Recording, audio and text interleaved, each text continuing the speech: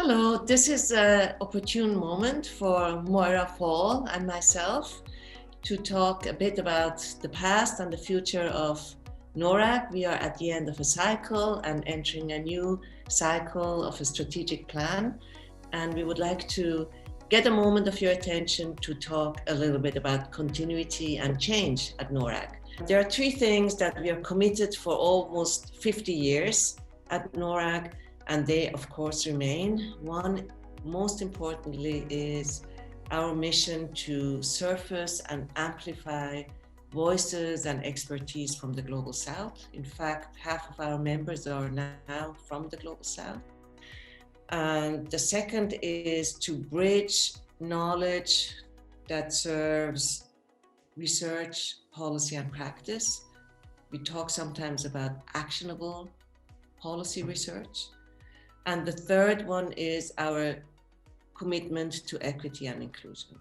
So whatever we do, these three objectives are there. Let me talk about change.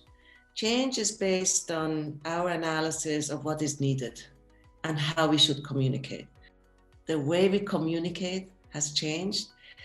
You know the flagship work that NORRAG did in the form of NORRAG News. Now we call it NORRAG Special Issue. In addition, we do videos, podcasts, live streams, what have you. Anything to diversify and amplify communication. But also the topics change. We try to adapt based on what's happening in international cooperation, in development and education. For example, we focus on new actors, such as the private sector. We focus on new topics that emerge, such as digital learning, climate change, sustainability.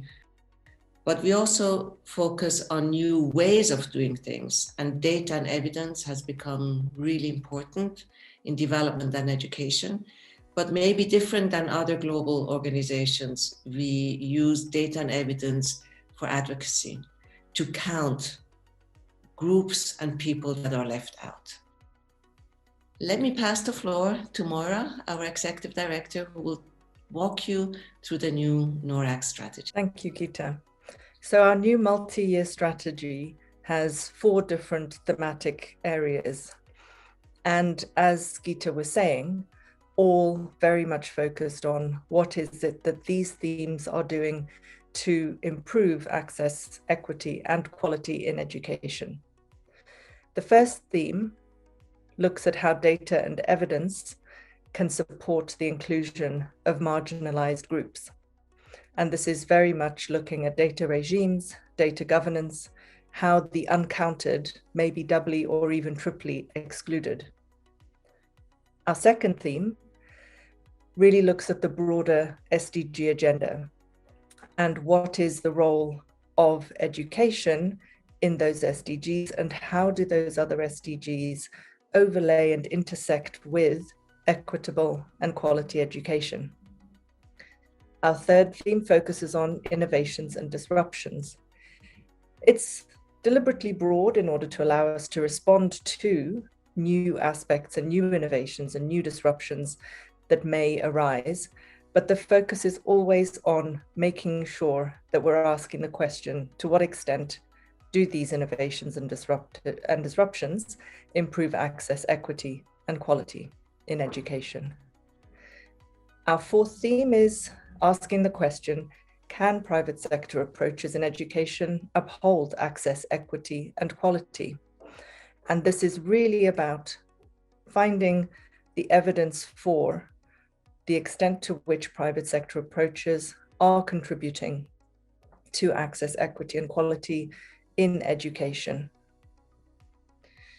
And then finally, the transversal aspect of our work is really looking at what is it that we are doing to mobilize and activate members, new and old, around the world. Geneva is a great place to be working on all of these themes as a hub of education, but we are also very aware that we are also going to be doing much more on the knowledge equity piece to be surfacing and amplifying underrepresented expertise, underrepresented voices from around the world, and really making sure that that is an important aspect that we, as Gita said, we do not lose. We continue the mission and those core factors of what it is that NORRAG has always been about.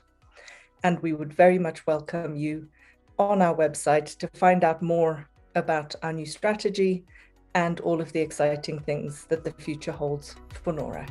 Thank you.